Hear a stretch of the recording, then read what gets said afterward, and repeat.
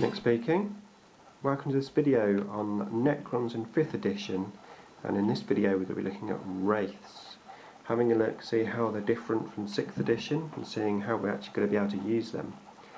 So what's changed? Well, basically the main thing for these guys is wound allocation.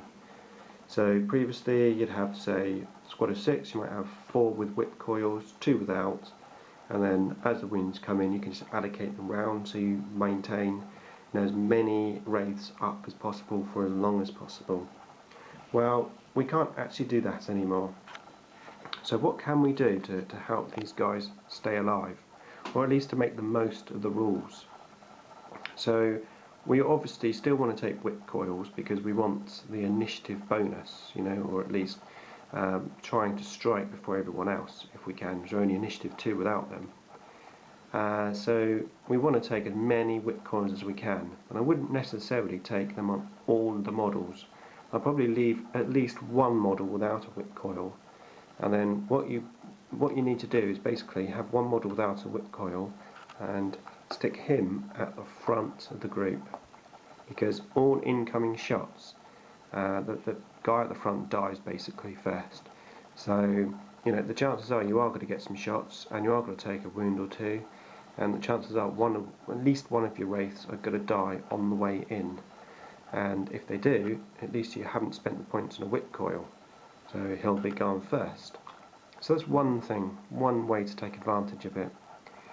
The other thing is the jump pack rules have changed. Now these are jump packs now in the new book.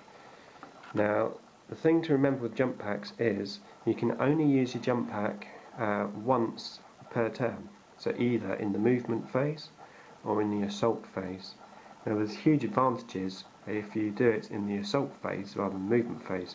So if you are in range and you have the option, then it's best to actually walk in the movement phase and use your jump packs in the assault phase. This will give you the Hammer and Wrath special rule, giving you an extra attack before all other blows are struck. Also, I think you get to re-roll your assault range, so the chance of you actually getting into assault are greatly increased. So if you have the option, if you're in range, then yeah, use your jump packs to actually assault rather than using them to move.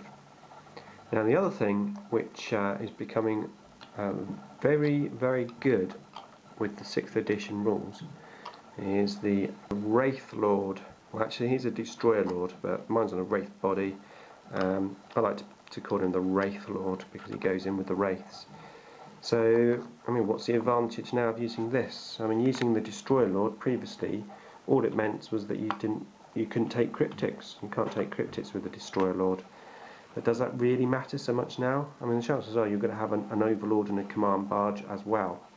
And he can unlock a few cryptics, but we don't need Lance cryptics spam anymore. You don't need all those cryptics, and even your basic Gauze weapons on the Necron Warriors, can take out any vehicle quite easily. So he's not so much of a problem from that point of view. But what he brings to the Wraiths is a lot. First of all, put Weave on him, giving him the 2+ save. Now you don't need a Resurrection Orb on this guy with the Wraiths, because obviously they don't have Will Be Back. Potentially if you're going to put this in with some Destroyers and use the same tactics I'm just to show you here, then you might want to put the Resurrection Orb in there as well. But personally what I do is I give him the Warsigh, which I think he's got already, Mind Shackle Scarabs, and the Weave for the 2+ save. So yeah, so he now basically goes at the front. So he's going to take all the wounds that are coming in. Or unless you have some deep strikers or something, when somebody deep strikes over here, then there's nothing you can do about it. But normal shots that are coming in are all going to go onto the Lord. Now he has a 2+ save, so he's going to save quite a number of shots. Plus he has the Lookout Sir, so if you do get an AP2 plasma coming in, you can Lookout Sir, as long as you don't roll a 1, you can then throw the wound to someone else, and he can have his invulnerable save. And remember, you can throw the wound to anyone within 6 inches, so that wound can be thrown on any model. So hopefully that should keep the unit surviving, Now obviously if the Lord goes down to maybe 2 wounds or 1 wound, you may want to consider moving him next go, so that he's not in the front. But until that point, then you can keep him at the front, again helping the whole unit survive longer. And the other thing which he brings to the unit is preferred enemy. Now in the new rules, as long as one model has preferred enemy, which is this guy, the whole unit will have it. Now that is huge for the Wraiths. Reroll all the ones in close combat. Fantastic, because that means that you'll have a chance of getting more rending.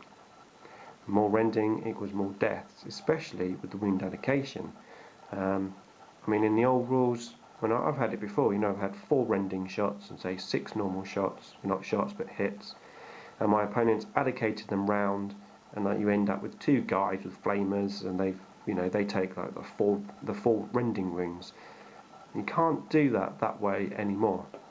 4 rending wounds is going to be 4 deaths, and that's a huge big thing. So take advantage of that. Re-roll your ones, get your rending in.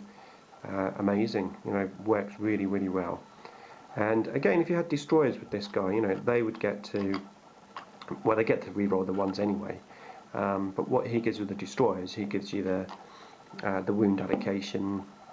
Stick them at the front and keep the destroyers up for as long as possible, and then the orb, so that when they do go down, they have a chance of getting back up. Now, you may not necessarily be using your Wraiths to attack. You may not be sending them out across the board. What you might be doing is sitting back in your deployment zone and using them as a counter-attack unit. Now, again, you could use exactly the same tactics here. You could have your Lord up front. He takes the incoming wounds, and as your enemy approaches you, when they get into range that you want to assault, what you can do is basically move him away, maybe to a squad of warriors. Give your warriors preferred enemy. Those warriors re-rolling all those ones, rapid firing, Overwatch, fantastic. And then of course your Wraiths can go out and they can do the counter assault. One option. But of course with the Lord having Mind Shackle Scarabs, I've found that to be very good, especially with a challenge. So you go in, you challenge, and a D3 test, leadership test, the chances are they're going to fail. Not always, but quite a high percentage. And if they fail, they're in the challenge. Look at it, all the wounds are going to be allocated themselves. It doesn't go on the unit, it goes right on to that character.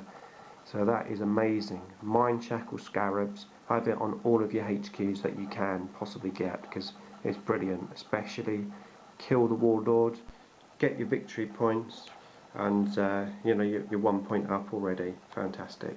So yeah, Mind Shackle Scarabs, definitely recommend that. So that's it really, having a look at the Wraiths and maybe how we can use them in 6th edition. And I hope that you've enjoyed the video, maybe got something from it, and look out for the next one. Thanks for watching.